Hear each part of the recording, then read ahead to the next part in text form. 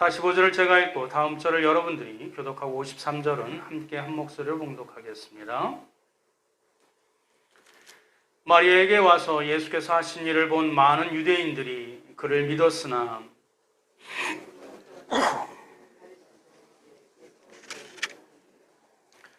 이에 대제사장들과 바리새인들이 공회를 모으고 이르되 이 사람이 많은 표적을 행하니 우리가 어떻게 하겠느냐.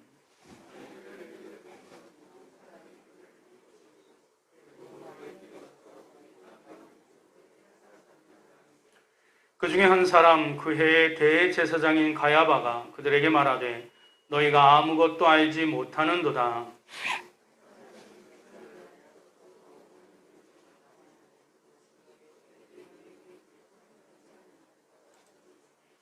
이 말은 스스로 함이 아니요 그의 대제사장이므로 예수께서 그 민족을 위하시고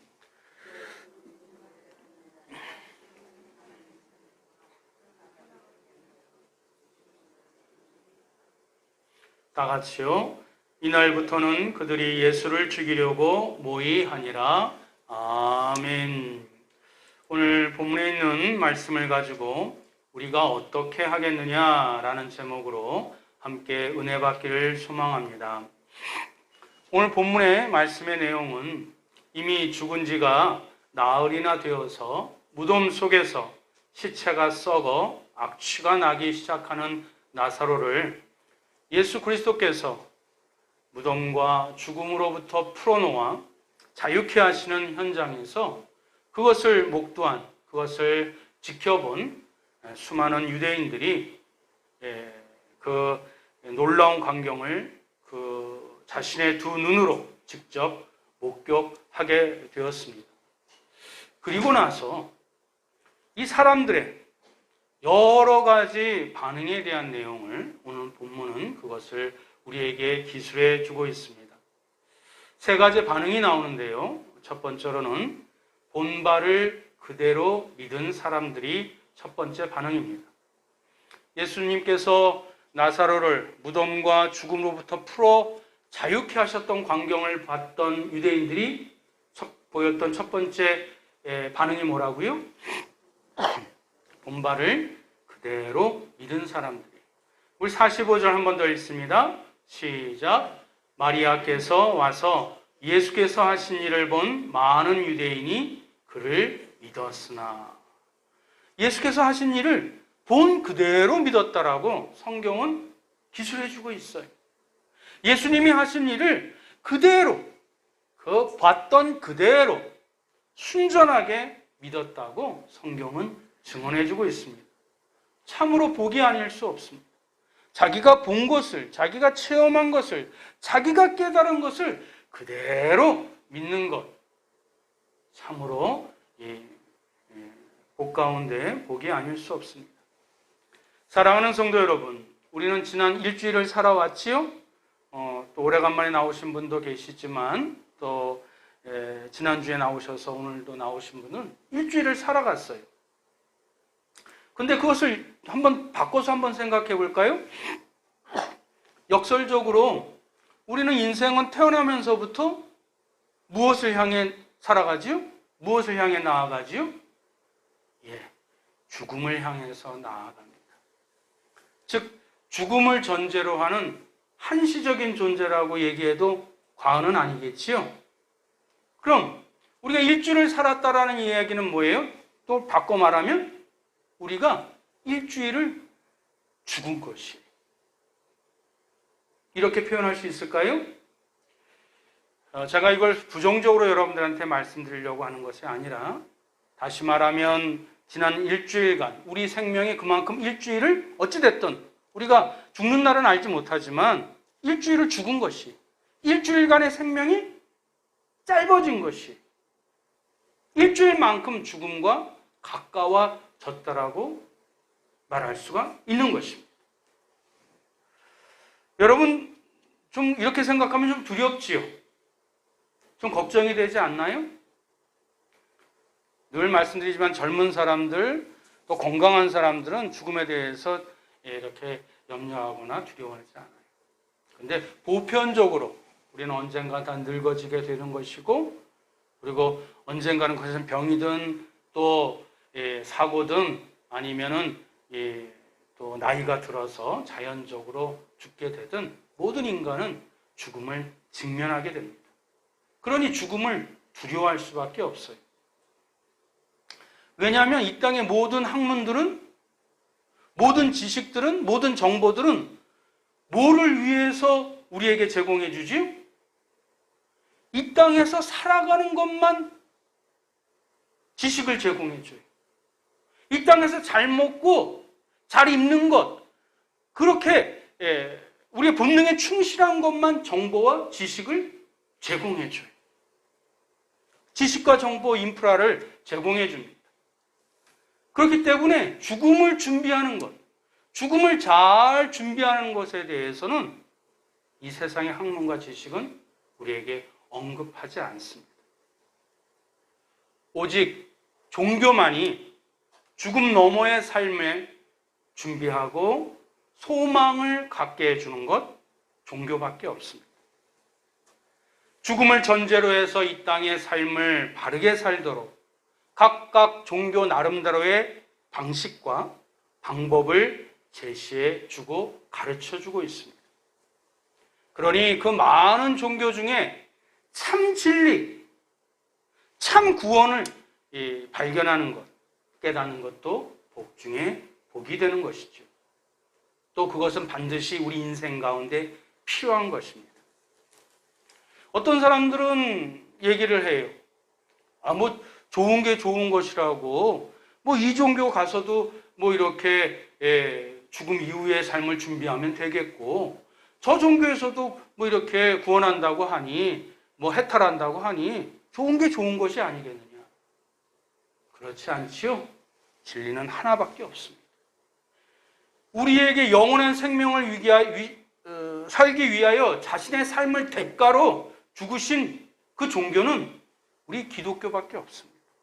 예수 그리스도밖에 없기 때문에 우리는 이 기독교의 배타성, 잘 모르는 사람이 무식하게 얘기하는 것이지, 우리는 그 기독교의 배타성을 진리, 나머지 것들은 우리가 함께 협력할 수 있지만 그 진리 하나만은 우리가 양보할 수가 없습니다.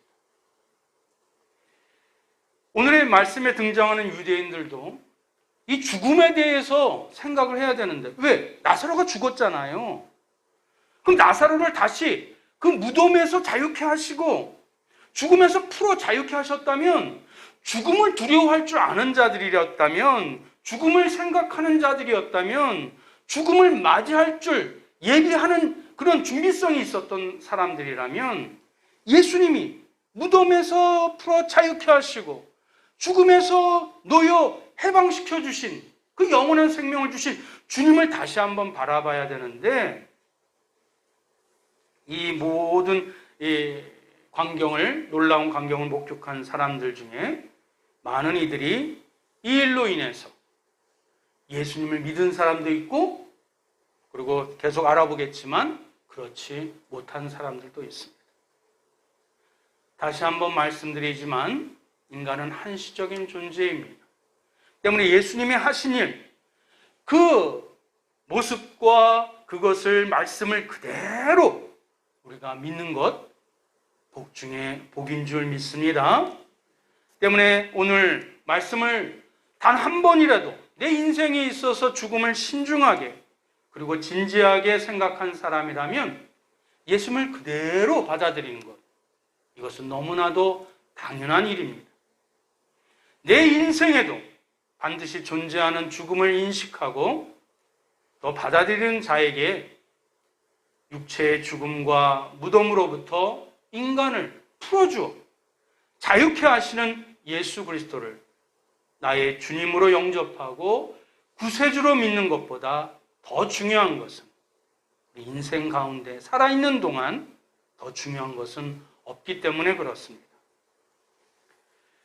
인생은 오직 이 땅에서의 삶만을 목적으로 살아간다면 그 사람의 인생이, 그 사람의 삶이 아무리 호사스럽다 할지라도 그의 인생은 하루하루 죽어가는 것이, 왜? 영원한 생명과 연결되지 않았기 때문에. 자신에게 주어진 삶, 그것이 몇십 년인지 모르겠지만 그것을 하루하루 깎아먹는 것이 그의 삶은 결국 무덤이라는 종착역에 이룰 수밖에 없습니다. 그것이 화려한 본붕이든 아니면 가루로 되어서 납골당이 있든 그건 아무 소용이 없어요. 그냥 무덤이라는 종착역에 이룰 수밖에 없습니다. 인생은 오직 이 땅에서의 살아있는 것으로만 받아들였기에 자신의 죽음을 대비하지도 죽음 이후를 준비하지도 않았기 때문에 그렇습니다. 그러나 먼저 죽음을 바르게 인식하고 죽음을 받아들이며 살아가는 자가 있다면 그의 삶이 아무리 초라한다 할지라도 사실 그는 매일매일 영원한 생명과 그것을 이어주는, 있게 되는 참 생명을 살아가는 자입니다. 참 생명이 있으니 그 얼굴에 생기가 있지요. 참 생명이 있으니 소망이 있지요. 참 생명이 있으니 기쁨이 있지요. 아멘. 이것이 기독교의 능력이고 기독교의 그 파워인 것입니다. 그것은 자신이 인간의 한계를 직시하고 인간이 반드시 죽을 수밖에 없는 한시적인 존재인 것을 깨닫고 그리고 창조주 하나님을 의존함으로 말미암아 그분이 우리에게 베풀어 주신, 제공해 주신 구원, 영원한 생명을 우리가 그것을 받아 누리는 참된 하나님의 자녀이기 때문에 그렇습니다. 그러므로 바른 인생은 자신의 죽음의 인식과 또 그것을 수용 위에서만 바르게 세워짐을 깨닫고 오직 죽음과 무덤에서 자유케 하시는 부활과 영생의 주님을 더욱 굳게 믿으시길 주님의 이름으로 축원드립니다. 두 번째, 오늘 나사로가 무덤에서 죽음에서 풀어 자유케 되는 광경을 봤던 그 유대인 두 번째 반응입니다. 제목 한번 다 같이 한번 읽어볼까요? 시작. 어떻게 할까? 고민하는 사람들 첫 번째.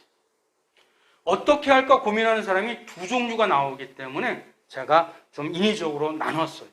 인위적으로 나눴지만 타당성이 있습니다. 자, 오늘 그 현장에서 이것을 목도했던 많은 사람들 중에 한 사람이 제사장들과 바리새인들에게 찾아갔어요. 그 이유는 뭐지요? 보고하기 위해서. 속된 말로 일러 바치기 위해서. 이것은 긍정적인 원인이 아니지요. 예수님께서 나사로를 죽음과 무덤에서 풀어 자유케 한 그 사실을 일러 바치려고, 부정적으로 보고하려고, 그리고 그것을 다르게 부정적으로 해석하려고 대제사장과 바리새인들에게 보고합니다. 그때 반응이 나옵니다. 그것이 47절이에요. 제가 봉독해 올리겠습니다. 이에 대제사장들과 바리새인들이 공회를 모으고 이르되 이 사람이 많은 표적을 행하니 우리가 어떻게 하겠느냐. 예수님이 이 나사로를, 죽은 나사로를 무덤과 죽음에서 풀어 자유케 하는 그 광경을 봤었던 또 다른 반응 뭐예요? 우리가 어떻게 하겠느냐? 우리가 어떻게 할까? 라는 반응입니다. 왜 이런 반응이 나왔는지 우리가 좀 살펴봐야 되지 않을까요? 이것은 예수 그리스도의 행적을 그냥 바라본 대로, 지켜본 대로, 목격한 대로, 본 대로 믿으면 되는데 그런 긍정적인 반응이 아닌 이것을 이 뒤에 파생되는 사건을 경계하는 그런 부정적인 뉘앙스의 반응이 이 두 번째 반응인 것입니다. 그 이유가 나오기 때문에 그렇습니다. 우리 48절 한번 다 같이 한번 읽어볼까요? 시작. 만일 그를 이대로 두면 모든 사람이 그를 믿을 것이요. 그리고 로마인들이 와서 우리 땅과 민족을 빼앗아 가리라 하니. 대제사장과 바리새인들의 반응이 어떠한 모양새인지 짐작이 가시지요? 그들은 나사로의 죽음과 나사로를 죽음과 무덤에서 풀어 자유케 하신 예수 그리스도의 이야기를 듣고서 자신들이 죽음에 대한 두려움을 해결해 주실 예수 그리스도에 대해서 생각하지 않았어요. 왜? 이들은 죽음에 대해서 그렇게 준비한 사람들이 아니기 때문에 그렇습니다. 죽음에 대해서 심각하게 진지하게 생각해 보지 않았기 때문에 그렇습니다. 이들의 마음의 중심에 가장 많은 비중을 차지하는 것은 뭐예요? 이 땅에서 얼마나 잘 먹고 잘 사는지 그것만 생각했기 때문에 앞으로 다가올 죽음, 내가 일주일 살았으면 그만큼 일주일의 생명이 죽었는데 언젠가 우리를 창조하신 그 하나님께 그 영원한 생명을 허락하여 주신 그분을 만나러 가야 되는데 그것이 영원한 생명의 시작, 죽음의 그 문턱에서 시작되는 것인데 그것을 전혀 생각하지 않았기 때문에 오히려 죽음의 문제를 해결해 주신 예수 그리스도를 걱정하지 아니하고 자신들의 삶의 문제, 자신들의 그 먹고 사는 일에 대해서 더 중요하게 그 마음의 중심, 대화의 중심을 이렇게 두는 것을 우리는 깨닫게 됩니다. 대제사장과 바리새인 그들은 만약 모든 유대인들이 예수님을 믿고 따라 나서면 그들의 아성인 이 유대교라는 종교가 와해되어서 그들이 그동안 향유하고 누렸었던 모든 종교적 기득권이 어떻게 해요? 상실되지는 않을까? 그것만을 염려했었던 것입니다. 그들은 예수라는 자가 백성들을 선동하여 로마 제국을 대항함으로 인해서 독립운동이라도 일으키게 된다면 대제사장과 바리새인들이 그동안 로마 이 정부로부터 위임받은 그 권력 그리고 그에 파생되는 이익권이 조금이라도 손상될까 봐 예수 그리스도가 죽음의 문제를 해결한 그것을 그대로 본대로 해석하지 아니하고 자신들이 더 길게 살아야 되는지, 아니 길게 사는 게 아니지요. 자신이 갖고 있는 것, 자신이 누리고 있는 것이 빼앗기지 않을까, 그것을 염려했기에 그 해의 대제사장인 가야바가 아예 예수님을 죽일 것을 제안합니다. 53절이지요. 제가 읽겠습니다. 이날부터는 그들이 예수를 죽이려고 모의하니라. 참 무서운 표현이 아닐 수 없습니다. 여러분, 이 표현이 대제사장과 2000년 전에 바리새인들에게만 국한될까요? 우리는 오늘도 교회에 나와 있고 예배를 드리지만 내 마음의 중심이, 내 마음의 삶의 목적이 이 땅에서 더 많은 것을 누리고 더 많은 것을 소유하는 것에 있다 그러면 그것은 날마다 주님을 죽이는 행동이요, 모습이 아닐 수 없습니다. 여러분 동의하세요? 사랑하는 성도 여러분, 죽음과 무덤에서 풀어 자유케 하신 예수 그리스도의 이 사역 앞에서 그들은 우리가 어떻게 하겠느냐라는 질문의 도전을 뭐라고 대답했어요? 네, 예수님을 죽이겠습니다. 그렇게 대답했던 것입니다. 그것만이 이 땅에서의 자신의 기득권을 상실하지 아니하고 세상을 향한 자신들의 영향력이 위축당하지 않는 길이라 굳게 믿었기 때문에 그렇습니다. 이들에게도 믿음이 있어요, 없어요? 있어요. 그러나 그 믿음의 대상이 누구예요? 예수 그리스도가 아니라 이 땅에서 많은 것을 누리고 많은 것을 소유할 미래의 자기 자신의 모습, 거기에 대한 믿음이 바로 이 대제사장과 이 바리새인들에게 있었다는 것입니다. 이 땅에서의 지켜야 될 기득권과 누려야 할 권세와 재물이 그들의 영성에 비해 너무나 많았기에 자신에 대해서, 죽음에 대해서, 그리고 죽음 이후에 대해서 생각할 겨를이 눈꼽만큼이나 없었던 것입니다. 그래서 그들은 매일 위세당당하게 살아가는 것 같지만 실은 하루하루 죽어가고 있었고, 그들은 예수 그리스도를 죽임으로 그들의 현실적인 기득권과 구체적인 이득을 고수할 수는 있었지만, 그러나 결국 그들은 영원한 생명을 보장받지 못한, 구원받지 못한 죽음, 영원한 죽음으로 끝나고 말았던 것입니다. 참으로 지혜롭지 못한 인생의 해법이요, 인생의 계산이요, 그리고 어리석은 판단이 아닐 수 없는 것입니다. 이 땅에서의 기득권과 이득만을 생각한 대제사장 가야바는 예수님을 죽여야 하는 그 근거를 분명하게 밝혀서 다른 많은 사람들을 설득합니다. 그것이 49절, 50절이에요. 우리 한 번 더 읽겠습니다. 시작. 그 중에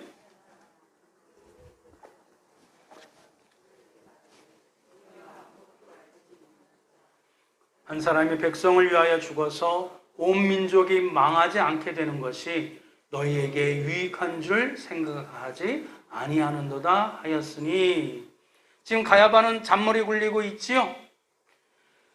우리가 어떻게 할꼬? 거기에 대한 대답이 뭐예요? 예수님을 죽이는 것. 그 근거가 뭐예요? 한 사람이 죽음으로써 로마 제국으로부터 우리가 안전하게 되고 많은 사람들이 이득을 얻게 되는 것이니, 결국 누가? 예수님이 죽는 것이 우리에게 유익하다. 누가 한 말이에요? 대제사장. 종교심이 투철한 자가, 많은 종교 활동을 했었던 자가 그렇게 예수님을 죽이려고 그 근거를 들어서 설득합니다. 대제사장 가야바의 믿음의 신념은 뭐예요? 예수님을 죽이면 많은 사람들이, 우리뿐만 아니라 많은 사람들이 유익을 얻을 것이라고 강하게 확신을 가졌었던 사람입니다. 근데 이 사람은 그 이상을 몰랐어요. 그 너머를 몰랐어요. 그는 막상 가장 중요한, 더 중요한 진리를 깨닫지 못했던 것입니다. 다시 말해 예수 그리스도가 한 사람이 죽음으로 말미암아 모든 사람이 다르게 살고 영원한 생명 가운데 초대받을 수 있다는 것을, 이 진리를 깨닫지 못하고 자신의 이득만 생각하여 그렇게 얘기했던 것입니다. 사랑하는 성도 여러분, 예수님이 2000년 전에 죽으셨어요? 안 죽으셨어요? 죽으셨어요. 근데 여러분 한번 생각해 보세요. 예수님이 우리가 더 잘 먹고 잘 살게 하기 위해서 예수님이 죽으셨어요? 빨리 대답하세요. 그 목적으로 예수님이 이 땅에 오셨던가요? 이미 모든 사람들은 인생의 목표가 잘 먹고 잘 사는 데 있는데 왜 뭐하러 예수님이 이 땅에 내려오셔? 예수님은 그 죽음도 피하실 수 있으신 분이에요. 그럼에도 불구하고 죽으신 분이신데 그 죽음의 대가가 뭐지요? 우리에게 참 생명, 영원한 생명, 하나님과 연결된 거룩한 생명, 그것을 위해 기꺼이 죽으신 분이 누구세요? 예수 그리스도예요. 예수님 죽으셨어요. 그러나 그 죽음의 대가는 우리가 이 땅에서 잘 먹고 잘 살기 위해서 죽으신 것이 아니라 하나님과 영원토록 참 생명을 누릴 수 있도록 구원받은 인생, 그것을 위하여 이 땅에 오셨다는 사실을 우리는 결코 잊어서는 안 될 줄 믿습니다. 예수 그리스도께서 천하보다도 더 귀한 생명, 하나님의 성품을 닮은 생명을 지닌 인간에게 더 이상 인생의 낭비 없이 참되고 바르게 사는 길을 열어주시기 위해 당신 한 생명을 십자가 위에 아낌없이 내어 던지셨습니다. 그래서 본문은 이렇게 증언합니다. 우리 51절, 52절 다 같이 읽겠습니다. 시작. 이 말은 스스로 함이 아니요 그 해의 대제사장이므로 예수께서 그 민족을 위하시고 또 그 민족만 위할 뿐 아니라 흩어진 하나님의 자녀를 모아 하나가 되게 하기 위하여 죽으실 것을 미리 말함이로라. 대제사장 가야바는 예수님 한 사람을 죽이는 것이 나머지 모든 사람을 이 땅에서 편안히 먹고 살게 하는 최상의 방법이라고 많은 사람들을 설득해서 예수님을 죽이도록 모의했지만, 그러나 이 말은 자신이 의식하지도 않은 그 가운데 예수 그리스도 한 분의 죽음을 통해서 세상 사람들이 죄에 대해 죽고 의에 대해서 사는 그래서 영원히 살리려고 하는 하나님의 마음, 그 섭리를 예언하게 된 그런 말씀이 되었던 것입니다. 그렇다면 우리는 예수님을 우리가 바르게 정의할 수 있겠지요? 우리 PPT를 보면서 다 같이 한번 읽어볼까요? 신앙 고백하면서 읽겠습니다. 시작. 예수님은 자신의 죽으심으로 만백성을 바르게 살고 영원히 살게 하실 구원자이십니다. 여러분 동의하십니까? 이를 위하여 예수님이 죽으신 것입니다.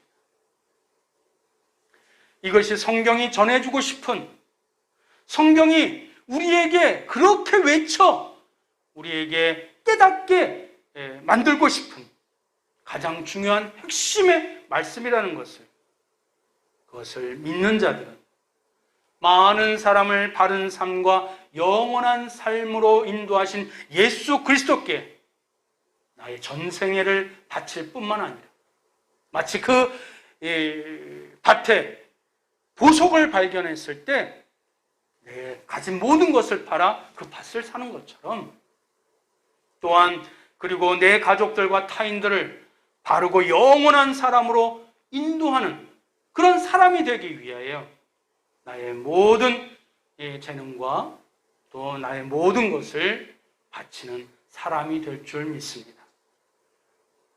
이제 세 번째 반응하는 사람들을 우리가 살펴볼까요? 세 번째 제목 다 같이 한번 읽어봅니다. 시작. 어떻게 할까 고민하는 사람들 2. 죽은 나사로를 예수님께서 무덤에서 풀어 살리게 하시고 죽음에서 풀어 자유케 하셨던 그 장면을 봤던 유대인들이 본대로 믿었던 사람, 어떻게 할까라고 얘기했지만 결국 예수님을 자신의 이득을 위해서 죽이려고 작정하여 반응한 사람. 근데 세 번째는 똑같이, 표현은 똑같아요. 우리가 어떻게 할꼬? 예수님이 죽음의 문제를 해결하시고 죄의 문제를 해결하시고 그것을 풀어 자유케 하셨던 그 예수님을 바라봤을 때 그럼 우리가 어떻게 할꼬? 그러나 그것은 사뭇 두 번째 반응을 보였던 사람들과 다른 양상의, 표현은 똑같지만 그 내용은 다른 사람들입니다. 이 해답을 우리는 사도행전에서 발견해 볼 수 있습니다. 사도행전 2장 36절 37절 한 번 더 읽겠습니다. 시작. 그런즉 이스라엘 온 집은 확실히 알지니 너희가 십자가에 못 박은 이 예수를 하나님이 주와 그리스도가 되게 하셨느니라 하니라. 그들이 이 말을 듣고 마음에 찔려 베드로와 다른 사도들에게 물어 이르되 형제들아 우리가 어찌할꼬 하거늘. 이 대목은 대제사장과 바리새인들의 표현하고 동일하지요? 똑같은 질문이에요. 예수님이 죽음의 문제를 해결하시고 영원한 생명을 약속하시고 또 그것을 우리에게 제시하셨던 예수님 앞에 똑같은 질문이지만 그 질문의 동기와 내용은 전혀 다른 것입니다. 사도행전에 나타난 초대교회 사람들은 베드로의 설교를 통해서 죽음과 영원한 생명을 바르게 깨닫고 바르게 인식하고 그리고 그것을 신중하게 준비했었던 사람들입니다. 그래서 그들은 절박한 심정으로 질문하게 되었던 것입니다. 그 내용을 풀어서 해석한다면 우리 인간이 죽음을 피할 수 없는 유일한 존재라면, 죽음을 내 인생 가운데 받아들일 수 없다면, 그러면 부활이 되시고 영원한 생명이신 예수 그리스도만이 우리를 무덤과 죽음으로부터 진정 자유케 하시는 구원자이시니, 그렇다면 우리들이 어떻게 하면 좋을까? 우리의 행동은 어떻게 해야 될까? 그 결단과 의지를 촉구하는 표현이 아닐 수 없는 것입니다. 이 질문에 대해서 베드로의 대답이 명쾌합니다. 우리 사도행전 2장 38절 다 같이 한번 읽어봅니다. 시작. 베드로가 이르되 너희가 회개하여 각각 예수 그리스도의 이름으로 세례를 받고 죄의 사함을 받으라. 그리하면 성령의 선물을 받으리니. 할렐루야. 베드로의 대답이 뭐예요? 그러므로 너희가 어떻게 해요? 회개하여 우리의 영혼의 죄들을 다 예수 그리스도 앞에 내려놓아 그분이 우리의 죄값을 다 치르셨으니 그분을 나의 구세주로 영접하여 대가를 치르신 그분 앞에 그 죄의 용서함을 받고 그 새로워진 심령으로 하나님의 자녀가 된 기쁨으로 이 땅을 살아갈 때 성령의 인도하시고 성령의 능력으로 선물이 그 회개의 대가, 그 보상으로 주신 성령의 선물로 이 땅을 영원한 생명으로 채워가라는 그 베드로의 대답이 우리의 반응이요, 우리의 행동이요, 우리의 결단이 되어야 될 줄 믿습니다. 회개한다는 것은 죽음의 태도, 죄의 본능, 잘못된 습관, 우리의 이기적인 삶을 내려놓고 죽음에서 돌이켜 생명으로 반환을 어떻게 해요? 바꾸라는 것입니다. 전환하라는 것입니다. 그리스도의 이름으로 세례를 받는 것은 무엇이에요? 예수 그리스도의 십자가 앞에 우리의 죄값을 치르셨으니 우리가 이제는 사는 것은 하나님께서 덤으로 주신 삶이니 새로운 삶이니 그 용서함의 기쁨과 감사함으로 살아가며 세례를 받음으로써 이제 내가 사는 것이 아니요 내 안에 누가 사는 것이에요? 예수 그리스도가 사는 것이라. 이제는 그리스도인으로 살아가겠노라고 하나님 앞에 모든 사람 앞에 그것을 표징으로 일침을 받는 날이 세례받는 날 아니겠습니까?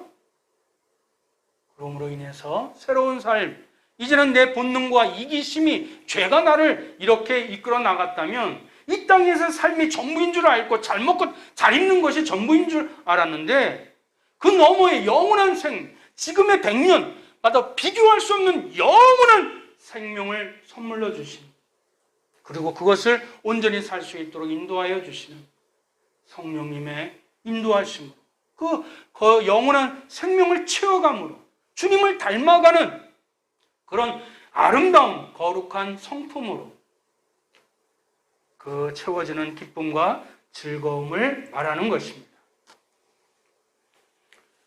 이제 말씀을 맺겠습니다. 우리의 인생에는 크고 작은 많은 질문들을 우리는 주고받습니다. 무엇보다 죽을 것 같은 큰 문제와 어려움에 직면했을 때 드는 질문. 그럼 우리가 어떻게 할까?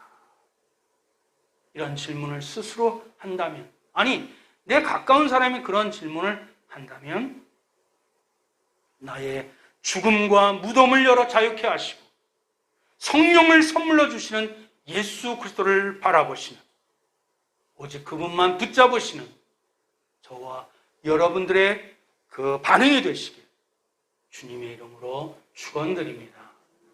기도하시겠습니다. 사랑과 은혜가 풍성하신 하나님, 우리가 어떻게 하겠느냐라는 질문을 오늘 말씀을 통해 우리에게 던져주심을 감사드립니다. 오직 이 땅에서만, 이 땅에서의 삶만을 위하여 길을 쓰고 살다가 허망한 죽음에 떨어지는 자가 아니라 우리가 언젠간 반드시 죽을 수밖에 없는 유한한 존재인 자신의 인생을 분명하게 자각하고 인식하고 또 그것을 내 영혼에 수용함으로써 받아들이게 함으로써 예수 그리스도 안에서 영원히 사는 자가 되게 하여 주옵소서. 우리의 죽음과 우리의 무덤의 문제를 풀어 자유케 하시는 예수 그리스도만이 참 생명, 영원한 생명으로 초대하시고 인도하여 주시는 분이신 줄 믿고 그분만 바라보는 하나님의 백성들 되게 하여 주옵소서. 단순히 회개하여 돌이키는 것만으로 그치지 않게 하시고 성령을 선물로 받아 내 가족과 이웃들이 자신들의 인생에서 우리가 어찌할꼬? 라는 동일한 질문을 받았을 때에 바른 삶, 영원한 생명으로 인도할 줄도 아는 진리의 백성들, 진리의 성도들 되게 하여 주옵소서. 주님 그리하여 주실 줄 믿사오며 예수 그리스도의 이름으로 기도드립니다. 아멘.